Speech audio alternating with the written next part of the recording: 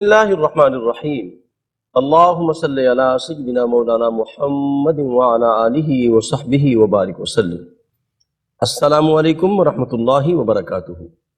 انتہائی محترم و مکرم ناظرین، ARYQ TV پر قرآن و حدیث کے ترجمہ و تفسیر پر مبنی پروگرام حکمت قرآن میں میں ہوں آپ کا میزبان قاری محمد یونس قادری۔ الحمدللہ الکبیر ٹاؤن کے تعاون سے ARYQ TV کے اشتراک سے یہ پروگرام پیش خدمت کیا جاتا ہے۔ ارشاد ربانی ہے سورہ بنی اسرائیل کے اندر رب کائنات نے قرآن پاک کی حقانیت کا ذکر کرتے ہوئے فرمایا قل لئن اجتمعت الانس والجن علی ان یأتوا بمثل هذا القرآن لا یأتون بمثلہ ولو کان بعضهم لبعض ظہیرا۔ ارشاد ربانی ہے اور آیت نمبر 88 ہے، رب کائنات نے ایک چیلنج کیا، فرمایا اے حبیب آپ لب یوحا سے یہ اعلان فرما دیں کہ تمام انسان اور جن جمع ہو جائیں اس قرآن کی مثل لانے پر، تو فرمایا لا یاتون بمثلی، وہ اس قرآن کی مثل نہیں لا سکتے، ولو کان بعضهم لبعض ظہیرا، اگرچہ وہ ایک دوسرے کی مدد ہی کیوں نہ کر لیں۔ پھر رب کائنات نے اس پورے قرآن کی مثل کی بات کی، پھر اللہ جل مجدہ نے چیلنج میں تخفیف کرتے ہوئے فرمایا، اور سورہ بنی اسرائیل کے بعد رب کائنات نے سورہ ہود کے اندر آیت نمبر 13 کے اندر 12واں پارہ ہے، اور پہلے صفحے کے اندر رب کائنات نے پہلے کہا کہ اس قرآن کی مثل لے کے آؤ، پھر رب کائنات نے چیلنج میں تخفیف کرتے ہوئے فرمایا قل فأتوا بعشر سور مثلی، فرمایا اگر پورا قرآن نہیں لا سکتے تو 10 صورتیں لے آؤ، 10 صورتیں بھی نہ لا سکے تو پھر رب کائنات نے اس کو اور تخفیف کی، سورہ بقرہ کے اندر فرمایا وَإِن كُنتُمْ فِي رَيْبٍ مِّمَّا نَزَّلْنَا عَلَىٰ عَبْدِنَا فَأْتُوا بِسُورَةٍ مِّن مِّثْلِهِ وَادْعُوا شُهَدَاءَكُم مِّن دُونِ اللَّهِ إِن كُنتُمْ صَادِقِينَ۔ فرمایا اگر تمہیں کچھ شک ہو کہ اس میں جو نازل کیا ہم نے اپنی خاص بندے پر، فرمایا اگر تمہیں شک ہے تو اس کی مثل لے آؤ، کوئی ایک صورت، اللہ کے سوا اپنے حمایتیوں کو بلا لاؤ اگر تم سچے ہو۔ اور اسی کا ذکر اسی انداز سے رب کائنات نے سورہ یونس کی آیت نمبر 38 کے اندر فرمایا کہ یہاں فرمایا کہ فَأْتُوا بِسُورَةٍ مِّثْلِی، فرمایا اس کی مثل ایک صورت ہی لے آؤ، اور یہ مقابلہ بھی نہ کر سکے چیلنج کا، تو پھر رب کائنات نے تخفیف کی انتہا کر دی، سورہ طور کی آیت نمبر 34 میں فرمایا فَلْيَأْتُوا بِحَدِيثٍ مِّثْلِی، فرمایا اس کی مثل ایک آیت ہی لے آؤ، اور وہ نہیں لا سکے۔ یہ قرآن پاک کی حقانیت اور عظمت ہے۔ الحمدللہ ہمارے اس پروگرام میں جن سے ہم بہت کچھ سیکھتے ہیں، قرآن و حدیث کا نور حاصل کرتے ہیں، اپنے قلب و روح کو منور کرتے ہیں، عالم اسلام کی عظیم علمی روحانی مذہبی اسکالر شخصیت مفکر اسلام حضرت علامہ پیر سید ریاض حسن شاہ صاحب کی ہمارے ساتھ ہوتے ہیں۔ السلام علیکم ورحمۃ اللہ وبرکاتہ۔ وعلیکم السلام ورحمۃ اللہ۔ حضور آپ کا خیر مقدم ہے جی، الحمدللہ۔ اللہ آپ کو خوش رکھے۔ حضور آپ کی اجازت سے الحمدللہ آج سورہ بقرہ کا چوتھا رکوع شروع ہو رہا ہے، اور آیت نمبر 30 ہم تلاوت کریں گے آپ کی اجازت سے۔ ارشاد ربانی ہے، آیت نمبر 30 ہے، خالق کائنات نے ارشاد فرمایا وَإِذْ قَالَ رَبُّكَ لِلْمَلَائِكَةِ إِنِّي جَاعِلٌ فِي الْأَرْضِ خَلِيفَةً قَالُوا أَتَجْعَلُ فِيهَا مَن يُفْسِدُ فِيهَا وَيُسْفِكُ الدِّمَاءَ وَنَحْنُ نُسَبِّحُ بِحَمْدِكَ وَنُقَدِّسُ لَكَ قَالَ إِنِّي أَعْلَمُ مَا لَا تَعْلَمُونَ۔ ترجمہ پیش خدمت ہے، اور جب آپ کے رب نے فرشتوں سے فرمایا میں زمین میں اپنا نائب مقرر کرنے والا ہوں، وہ عرض کرنے لگے کیا اس میں آپ ایسے کو خلیفہ بناؤ گے جو فساد مچائے گا، خون ریزیاں کرے گا، اور ہم آپ کی حمد کے ساتھ تسبیح اور آپ کے لیے تقدیس تو کر ہی رہے ہیں۔ فرمایا بے شک میں جانتا ہوں جو تم نہیں جانتے۔ ناظرین کرام الحمدللہ اس پہ بات کرتے ہیں، حضور قبلہ شاہ صاحب کی بارگاہ میں حاضر ہوتے ہیں۔ قبلہ شاہ صاحب قرآن مجید کی ترتیب اور احکام کی تدوین ایک روحانی اور منطقی ایک انداز ہے الحمدللہ۔ میں چاہوں گا کہ اس آیت مقدسہ کا پچھلی آیات کے ساتھ کیا ربط ہے، سب سے پہلے اس پہ روشنی عطا فرمائیے۔ اللہ تعالیٰ کی پاک بارگاہ میں دعا، اللہ تعالیٰ ہمارے لیے قرآنی علوم کے دریچے اور ابواب کشادہ فرمائے۔ آمین۔ ہمارے ناظرین، آپ ہم سب کو اللہ تعالیٰ سچی طلب اور سچی لگن نصیب فرمائے۔ آمین۔ محترم قاری صاحب، ہم نے اس سے پہلے سورہ بقرہ کے 3 رکوع جی پڑھے ہیں مطالعہ کی۔ ان میں جو پہلا رکوع تھا وہ ایمان اور ایمان کے تقاضوں جی پر مشتمل تھا، بالکل ٹھیک. اور وہ لوگ جو ایمانی آماجگاہوں کے خلاف چلتے ہیں ان کا بھی ہلکا سا ذکر تھا. ہوا بالکل. دوسرا رکوع منافقین اور مفاد پرست لوگ جی جی جس طرح علم کے صوتوں سے دور رہتے ہیں، ٹھیک. تفصیل کے ساتھ اس موضوع پر گفتگو ہوئی تھی. بے شک. تیسرے رکوع میں عبادت اور دستور اسلام کی بات کی گئی تھی، قرآن حکیم کے اعجاز اور معجزہ ہونے کی بات سبحان اللہ. کی گئی تھی. بے شک. لیکن ساتھ ہی اس رکوع میں ایک میثاق کا ذکر ہوا تھا، اور آپ دیکھیں گے یہ چوتھا رکوع جو ہے ٹھیک. یہ انہی تین باتوں کو سامنے رکھ کے خلافت اور خلافت کی تاریخ لے کر کے جی انسانیت کی اصلاح کی خاطر ان کی طرف سبحان اللہ. بڑھ رہا ہے. بے شک. محترم قاری صاحب، یقیناً ہمارے ناظرین کو یہ بات یاد ہوگی جی کہ تینوں رکوعوں کے اندر کچھ چیزوں کو ٹارگٹ کیا تھا قرآن حکیم نے. اللہ اکبر. مثلا فساد نہ کرو، لا تفسدوا فی الارض، بے شک. بے شک. اور اسی طرح جو مفسدین ہیں ان کی علامات بتائی گئی تھی. محترم، اب مسئلہ یہ تھا کہ فساد کو روکا کس طرح جائے. اللہ اکبر. واہ واہ. جو اجتماعیت اور عمرانیت کے مسلمہ قوانین ہیں جی ان کی روشنی میں ضرورت تھی کہ بتایا جائے کہ فساد کس طرح ختم ہو سکتا ہے. بالکل ٹھیک. تو اس رکوع کے اندر بات آدم علیہ السلام سے شروع کی گئی اور ان کی خلافت اور فضیلت ٹھیک. کا ذکر کیا گیا، صحیح. اور ساتھ ہی فساد کو ٹارگٹ کیا گیا جی کہ جو اندیشے تاریخ انسانیت کی آفرینش کے وقت اللہ اکبر. پائے جاتے تھے، ٹھیک. اللہ رب العالمین نے کہا کہ یہ سب جو اہداف روحانی عمرانی ہیں جی جی یہ اسی صورت میں حاصل ہو سکتے ہیں کہ زمین پر خلافت کا نظام اللہ اکبر. قائم کر دیا جائے. تو اب نظام خلافت کا در و بست قاری قرآن کے سامنے لانے کے لیے جی اور اس کا حسن لوگوں کے سامنے لانے کے لیے ضروری تھا کہ اس کی تاریخ بتائی جائے. اللہ اکبر. اس لیے جو آیت ہم نے پڑھی سبحان اللہ. اب اس میں خلافت کی بات کی جاتی ہے، جی فضیلت خلافت کی بات بتائی جاتی ہے، سبحان اللہ. خلافت کے تقاضے بتائے جا رہے ہیں، بالکل ٹھیک. اور حضرت آدم علیہ السلام نے جس طرح جنت میں 3000 سال رہنے کے بعد اللہ اکبر. زمین پر جس وقت ان کا حبوط ہوا تو جس طرح آپ نے اللہ تعالیٰ کی رہبری اور رہنمائی میں کام شروع کیا، تو یہ ہے وہ بات سبحان جو اللہ. اس آیت میں ٹھیک. اٹھائی گئی ہے اور اباری گئی ہے. کیا کیا ہے؟ سبحان اللہ. جی قبلہ شاہ صاحب، یہاں پہ وَإِذْ قَالَ رَبُّكَ لِلْمَلَائِكَةِ إِنِّي جَاعِلٌ فِي الْأَرْضِ خلیفہ، جتنے آپ کے دروس ہم نے لیے الحمدللہ، یہاں خلیفہ کا لفظ پہلی مرتبہ استعمال ہوا ہے. میں چاہوں گا اس کے معانی پہ بھی ذرا روشنی عطا فرمائیے. محترم، اس لفظ کا مادہ جی خا، لام اور فا ہے. ٹھیک. اس کے مختلف اشتقاقات ہیں جی اور استعمالات ہیں، ٹھیک. لیکن اس کا لغوی معنی ہوتا ہے جی کسی چیز کو پیچھے کرنا یا کسی چیز کے پیچھے ہونا. ٹھیک. مثلا آپ کو میں قرآن مجید کی ایک آیت کا بسم اللہ. حوالہ دوں گا.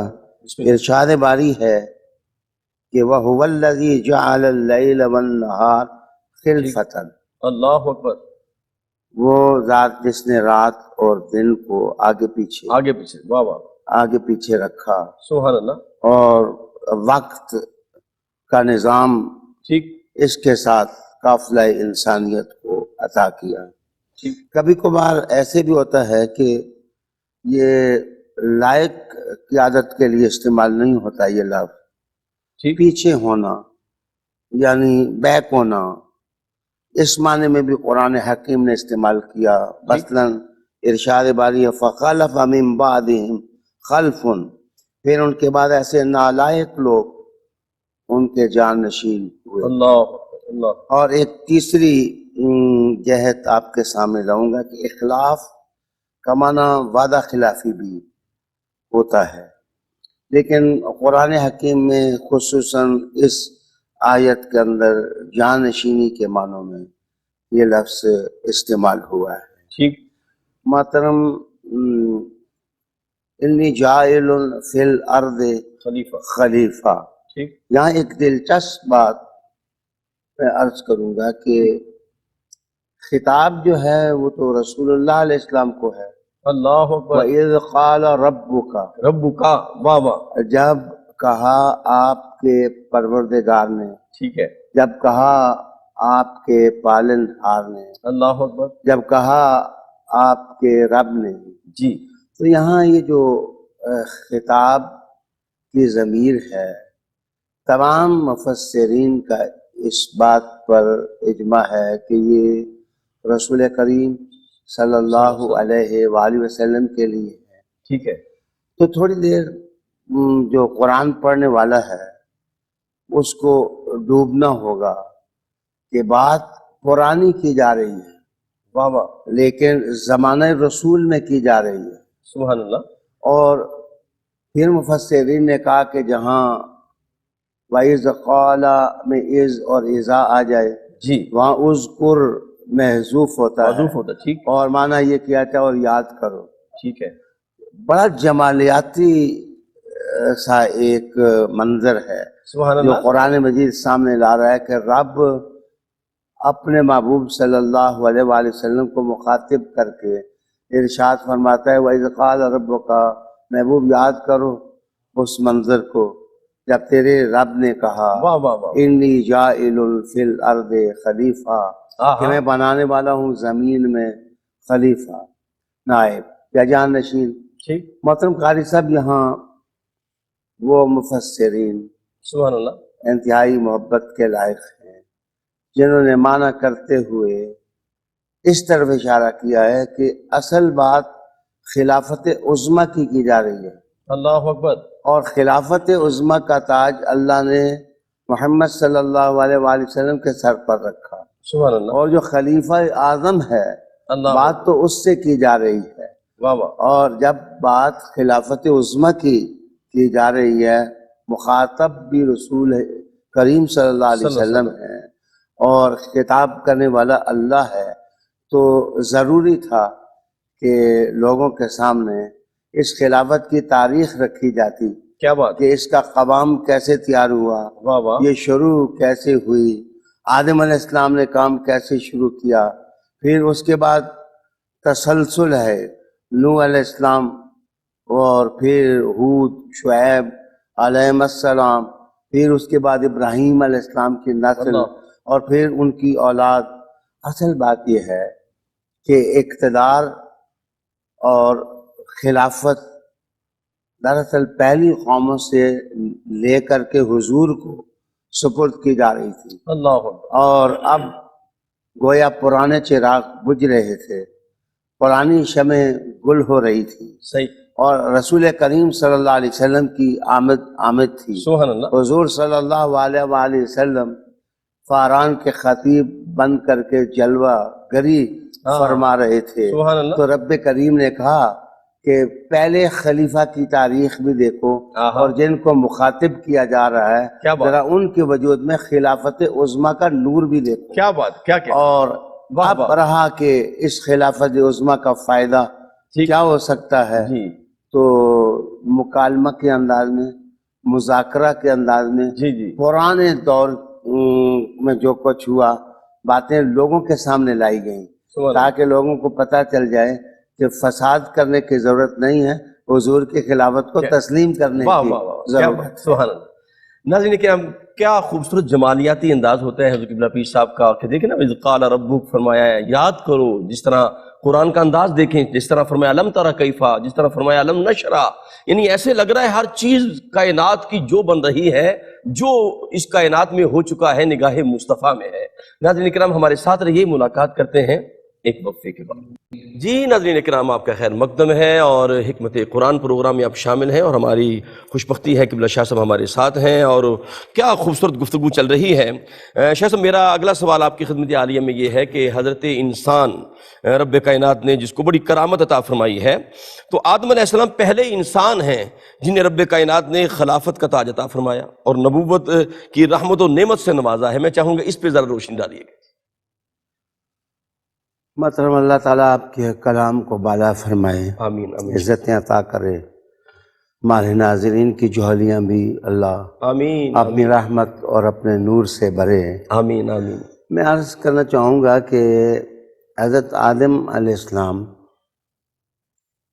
के इंसान अव्वल होने की बात आपने की है। जी इस बात में पहले तो मैं आदम अलैहिस्सलाम के बारे में अर्ज़ करूँ कि आदम अलैहिस्सलाम जब इनकी तख्लीक हुई और जामा तख्लीक इनको पहना दिया गया, तो पहला नाम आदम नहीं था, ऐश नाम रखा गया था। अल्लाह अकबर। और ये ऐसा लफ्ज़ है जिस वाह वक्त इसके मानी पर क्या बात। मैंने गौर किया तो हमारी लुगत की किताबों में ताजुल उरूस जो है उसका बड़ा मकाम है। जी वो अल्फाज और कलिमात को खंगालता है। ज़ुबैदी हनफी वाह वाह वाह। वो लिखते हैं कि इस लफ्ज़ का माना है खूबसूरत इंसान। सुभान अल्लाह सुभान अल्लाह। तो आदम अलैहिस्सलाम की जिस वक्त तख्लीक हुई, जलवागरी हुई, तो जो सूरत आदम अलैहिस्सलाम को दी गई, आलम अरवाह में जिनको पहचान थी उनको पहचान तो थी, लेकिन मट्टी और तीन के कवाम के साथ जिस वक्त ये तस्वीर बनी तो ये तस्वीर अव्वल थी। हाँ हाँ हाँ, वाह तो वाह। इस तस्वीर अव्वल को जो नाम दिया गया क्या बात। वो खूबसूरत इंसान का क्या बात है, क्या नाम दिया गया। आपके अच्छा शाह जी कुनी किबला, ये जो आपने पहला जो नाम बताया था ऐश, ये नाजरीन के लिए और मेरे लिए भी, ये हमजा से है आइन से है शुरू, किस तरह होता है? जनाब नहीं, आयन से नहीं है, अलिफ से। अलिफ से, ठीक है, हमजा बिल्कुल से। बहुत शुक्रिया बहुत शुक्रिया। फिर मैं अर्ज करूं कि इसका दूसरा नाम ठीक, बहुत ही खूबसूरत माना सुभान अल्लाह। इसका नकल किया, वो होता है कि सादा इंसान जिसकी तबीयत जो है वो सलीस हो क्या बात। और वो दूसरों की बात मान लेने वाला हो, वो ज़िद्दी ना हो, उसके लिए ये लफ्ज़ इस्तेमाल होता है। ठीक, बिल्कुल। आपकी तबीयत में जो वो सादगी और कबूलियत थी, अल्लाह अकबर। उसकी तरफ इस नाम में इशारा किया गया। और अगर आदम अलैहिस्सलाम नाम हो तो आदम का माना अदीम से या उदैमा से ये लफ्ज़ माखूज है। वाह वाह वाह। तो ज़मीन का जो ज़ाहरी रंग होता है उसके लिए ये लफ्ज़ इस्तेमाल होता है। ठीक, तो कहते हैं आदम अलैहिस्सलाम का रंग गंदमी था, अल्लाह। तो इस वजह से उनको आदम कह दिया गया। और एक लुगत में मैंने इसका माना गोरा रंग भी पढ़ा है। वाह वाह। आदम अलैहिस्सलाम की कुनियत जैसे कि मैंने अर्ज़ किया अबुल बशर थी, जी बिल्कुल। और एक कुनियत आपकी अबू मोहम्मद थी, अल्लाह यानी हज़रत मोहम्मद सल्लल्लाहु अलैहि वसल्लम के जद्द आला। वाह वाह वाह। ये लताफत के लिए अर्ज़ करने लगा हूँ। बिस्मिल्लाह बिस्मिल्लाह। अगर पूरे पाकिस्तान का कोई सरबराह हो जी तो उसको कह दिया जाता है कि वो इस्लामाबाद का सरबराह है। हालांकि इस्लामाबाद तो एक छोटा सा शहर है, ठीक, تو اس سے مراد ہے پورے وطن کا وہ سربراہ ہے، لیکن نام اہم جگہ کا لیا جاتا ہے۔ تو یہ کنیت ابو محمد اس لیے رکھی کہ اولاد تو آدم کی سبھی ہیں، ہاں ہاں ہاں، لیکن اولاد میں جو حسن، جو جمال، جو کشش، اور آنکھوں میں جو نرگسیت، جو وقار، جو ہیبت، جو جناب رسالت میں آپ صلی اللہ علیہ وسلم کی رات میں مقناطیسیت، کیا بات، یہ ساری چیزیں جو اللہ نے حضرت محمد صلی اللہ علیہ وآلہ وسلم میں رکھی، کسی اور میں نہیں رکھی۔ اس لیے آدم کو آدم ہونے کے ناطے جی جناب پہچانا جاتا ہے، لیکن زیادہ ان کو حضرت محمد صلی اللہ علیہ وسلم کی نسبت جو ہے وہ ان کے لیے جناب استعمال کی جاتی ہے۔ یہ تو وہی بات ہوئی جس طرح اللہ پاک نے فرمایا تھا نا، فلا وربکا، تو اے حبیب تیرے رب کی قسم ہے، اب تو وہ سب کا ہے، تو جو مزہ رب محمد میں ہے وہ دوسرے، وہ تو ہے سب کا رب ہے، تو یہ ابو البشر کیا خوبصورت نقطہ عطا فرمایا، سبحان اللہ سبحان اللہ۔ تو شاہ صاحب قبلہ میں چاہوں گا اس آیت کی مقصدیت کا جو چراغاں ہے وہ ایک پڑھنے والا کس طرح محسوس کر سکتا ہے، میں چاہتا ہوں اس کی روشنی بھی ہمیں عطا فرمائیے گا جی۔ بندہ نواز، میں عرض کروں گا کہ اس وقت 3 نظریے لوگوں میں گردش کر رہے ہیں ٹھیک، حضرت آدم علیہ السلام کے حوالے سے۔ ایک تو کہا جاتا ہے کہ آدم علیہ السلام سے پہلے بھی ایک مخلوق زمین پر موجود تھی، لیکن وہ جو مخلوق موجود تھی وہ اپنی صورت میں وہ انسانوں کی سی نہیں تھی۔ ٹھیک، وہ جو مخلوق تھی جنات تھے، ڈائناسور قسم کی چیزیں دنیا میں پائی جاتی تھیں، اور لڑائی جھگڑا فساد یہی سب کچھ اس زمین پر ہو رہا تھا۔ جناب آدم علیہ السلام بلا شبہ پہلے انسان آدم ہی تھے۔ بے شک، بعض لوگوں نے رات کے اندھیرے میں جناب مٹی سے سونا تلاش کرنے کی کوشش کی ہے، لیکن ان کی کوششیں عبث ہیں۔ اللہ اکبر، پوری تاریخ مذہب پڑھیں، جی، کتابوں کی تاریخ پڑھیں تو آدم علیہ السلام کا انسان اول ہونا بھی پتہ چلتا ہے، اور خلافت کے لیے انتخاب یہ تاریخ بھی بتاتا ہے کہ اللہ نے نبوت اور رسالت بھی آدم علیہ السلام میں اس کا نور رکھا۔ سبحان اللہ۔ آدم علیہ السلام کی خلافت کے بارے میں جو آیت ہم پڑھ رہے ہیں جی، اس میں 2 چیزوں کا حوالہ فرشتوں کی زبان سے دیا گیا کہ جس کو بنایا جا رہا ہے تو یہ تو جناب ان کی اولاد جو ہے یہ قتل و غارت کرے گی، خون ریزی ہوگی اور فساد مچائیں گے، یہ 2 باتوں کا حوالہ۔ تو میرے نزدیک جو لم ہے یا مقصدیت ہے ٹھیک ٹھیک، اس آیت کی، جی جی، وہ 3 چیزیں ہیں۔ بسم اللہ بسم اللہ۔ پہلی چیز یہ ہے کہ انسانیت اپنے اوپر رحم کرے اور وہ نظام خلافت جو انبیاء علیہ السلام کا ورثہ ہے ٹھیک، اس سے مستفید ہونے کی کوشش کرے۔ سبحان اللہ۔ دوسری چیز جو قابل توجہ ہے کہ کائنات میں خاتمہ فساد، بڑے بڑے تھنک ٹینک کام کر رہے ہیں، بڑے بڑے ادارے بنے ہوئے ہیں کہ جناب فتنہ و فساد ختم ہو جائے۔ تو جناب آسان سا نسخہ شفا قرآن مجید دے رہا ہے کہ اللہ نے جو ایک نظام تمہیں دیا، رسول آئے، انبیاء علیہ السلام آئے، ان کا قدم پکڑ لو، ان کا دامن پکڑ لو تو اللہ تعالیٰ تمہارے ہر قسم کے فساد کو دور کر دے گا۔ ٹھیک، تیسری چیز جو مقصدیت کے حوالے سے ہے، جی، اس وقت پوری کائنات میں قتل و غارت ہے، تو میرے خیال میں قتل و غارت کی جو کوششوں کے سمندر جناب لوگوں نے پیدا کر دیے ہیں، ان کے سامنے اگر آپ بند باندھنا چاہیں تو وہ نظام خلافت جس کا پرچار رسول اللہ علیہ السلام نے کیا، سبحان اللہ، اس کو اپنانے کی ضرورت ہے۔ کیا بات، میں صرف ایک لفظ اور بھی بڑھاؤں گا بسم اللہ بسم اللہ۔ کہ جس طرح درخت بالکل پہلے روٹ جس وقت زمین سے میں اندر سے نکلتی ہے، جی جی، پہلے ننھا سا تنہ ہوتا ہے، پھر شاخیں لگتی ہیں، پھر وہ بڑا ہوتا ہے، پھر ایک وقت آتا ہے وہ درخت مکمل ہو جاتا ہے۔ اللہ میرے نزدیک خلافت کا نظام بھی ایسے ہی ہے۔ واہ، آدم علیہ السلام کے زمانے میں خلافت ننھی سی تھی، کیا بات ہے، وہ واہ شجر واہ طوبہ بن کر کے بڑھنے لگی، واہ پھر واہ، اس کے ساتھ شاخیں لگیں، پھل لگا، پھول لگا، پھر دور دیکھے گے، کبھی نوح علیہ السلام کا، کبھی شعیب علیہ السلام کا، کبھی صالح علیہ السلام کا، کبھی یوسف کے تاج کے نگینے چمک کے ساتھ انسانی تاریخ میں آگے کرتے کرتے اگر آپ سمجھیں کہ خلافت مکمل کے در ہوئی تو وہ محمد عربی صلی کیا اللہ بات، علیہ وآلہ وسلم کی واہ واہ واہ واہ، سبحان اللہ سبحان اللہ۔ ناظرین کرام، کیا خوبصورت خلافت کا حسین منظر پیش کیا ہے کہ کہاں سے چلی اور پھر خلافت عظمیٰ سرکار دو عالم کے سر پر رب کائنات سجائی ہے۔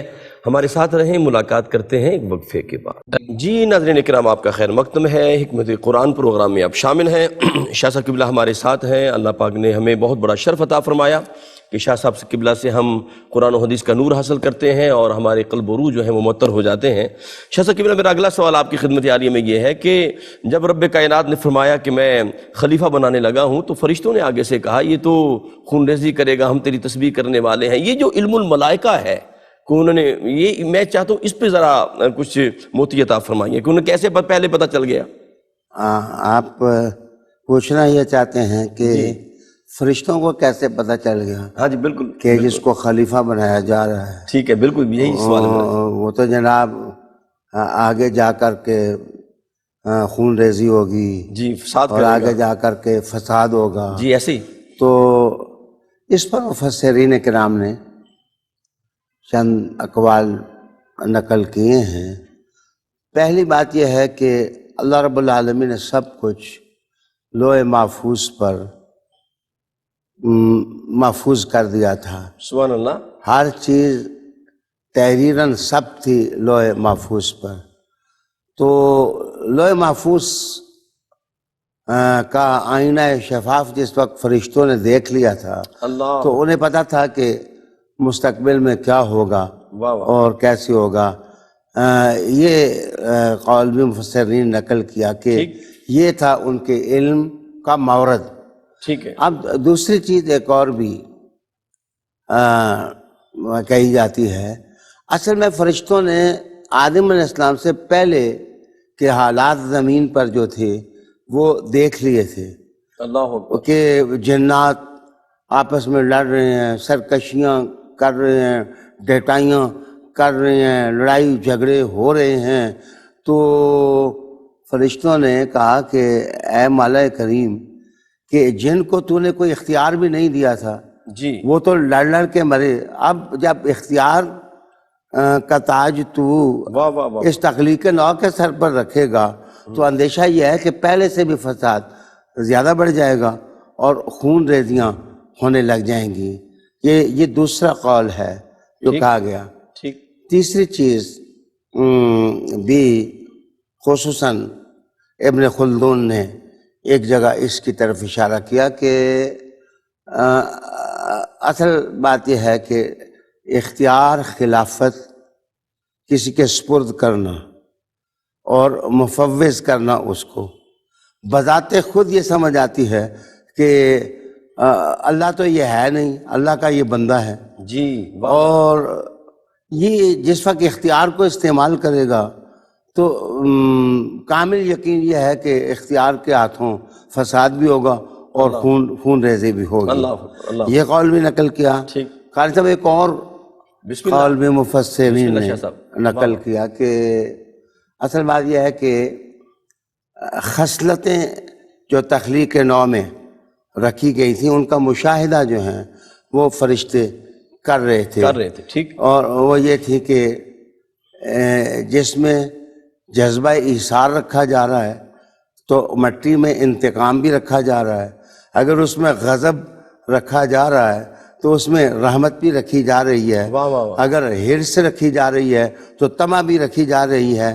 تو فرشتوں نے کہا کہ اس قسم کی خصلتیں جس مخلوق میں ہوں گی، ظاہر ہے غضب جو ہے وہ رحم سے ٹکرائے گا، انتقام جو ہے وہ ایثار سے ٹکرائے گا، واہ واہ، تو لا محالہ اس کا نتیجہ جو ہے وہ فساد نکلے گا تصادم، اور ٹھیک، خون ریزی ہوگی۔ ٹھیک، یہ 4-5 اقوال ہیں اللہ اکبر، جو مفسرین نے نقل کیا کیے۔ بات۔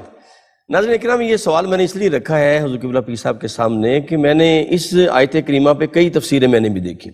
کسی شخص نے یہ بات نہیں کی کہ ملائکہ کے علم کے پاس علم نہیں تھا. اچھا، ملائکہ کے علم کا کوئی بھی انکار نہیں کرتا، لیکن عجیب بات ہے امتی ہو کہ وہ کہتا ہے نبی کو علم نہیں ہے. ملائکہ تو وہ ہے جو میرے آقا کے غلام ہیں اور آقا کی بارگاہ میں ہاتھ باندھے کھڑے ہیں. درود پڑھنے والا درود پڑھتا ہے تو ملائکہ لے کر سرکار کی بارگاہ میں نوکری پیش کرتے ہیں. شاہ صاحب، اس آیت کریمہ کے اندر علم ہے، تسبیح ہے، تقدیس ہے. میں چاہتا تھوڑا تھوڑا ان پہ بھی ذرا روشنی ڈالیے گا جی. دیکھیں جی، میں عرض کروں گا کہ یہ اصل عنوان تو اگلی آیت کا ٹھیک بنتا ہے، لیکن ایک بات میں عرض کر دوں کہ علم جو ہے جی. اگر وہ نہ ہو تو کوئی نظام کامیاب نہیں ہو سکتا. اللہ اکبر. علم مست ہے، علم کی بنیاد پر ہی ہر چیز جو ہے وہ طے ہوتی ہے. لیکن علم کے ساتھ عجز اور ادب وہ بھی لازم چیز ہے. ٹھیک. اگر عجز اور ادب نہیں ہوگا تو علم سرکشی بن جائے گا. اللہ اکبر. یہ آیت دراصل واہ واہ. علم کی اہمیت کو بھی بیان کرتی ہے، ٹھیک ہے. اور علم کی اہمیت کو بیان کرنے کے ساتھ ساتھ جس طرح تکرار میں واہ واہ. یا گفتگو میں یا مکالمہ میں فرشتوں کا لہجہ دیکھیں، اس میں ادب ہی ادب ہے، اس میں عجز ہی عجز ہے. اور رب کریم نے سب سوالوں کے جواب میں ایک ہی کہا کہ جو میں جانتا ہوں وہ تم نہیں جانتے. واہ واہ. تو اس کا مطلب یہ ہے کہ نظاموں کو کامیاب کرنے کے لیے ایکوریٹ علم جو ہے وہ ضروری ہے. کیا بات. دوسری چیز آپ نے ارشاد فرمائی تسبیح. تسبیح. جی جی. تسبیح کا مادہ ایک پاکی ہے اور ایک قوت ہے. سبحان الذی اسری بعبدہ، اس کا مطلب ہے پاک ہے وہ ذات، اور دوسرا معنی طاقت والی ہے وہ ذات. اللہ کہ انسان کا ذہن سوچ سکتا تھا کیسے راتوں رات آسمانوں سے بھی آگے چلے گئے. سبحان کا مطلب ہے کہ طاقت اللہ کے لیے، اللہ جس کو چاہے لے جائے. تو جناب تسبیح سکھائی گئی ان آیات میں. اس کا مطلب یہ ہے کہ تم اپنے آپ کو وابستہ کائنات کی اصل قوت کے ساتھ تم کرو، اور اصل طاقت کائنات کا خالق ہے، مالک ہے. اسی کے سامنے انسان سر فگندہ ہو تو انسان کی کامیابی اس کے قدم چوم سکتی ہے. کیا بات. تیسری چیز ہے وہ ہے تقدیس. تقدیس محترم قاری صاحب، اس کا مطلب ہوتا ہے کہ کسی چیز کے اندر عیب ہو تو ان کو عیبوں سے پاک کر دو. تو یہ تقدیس کا معنی یہ ہوتا ہے. اندر اگر کوئی میل کچیل ہو تو اس کو نکال کے آپ دور کر دیں تو وہ تقدیس ہوتی ہے.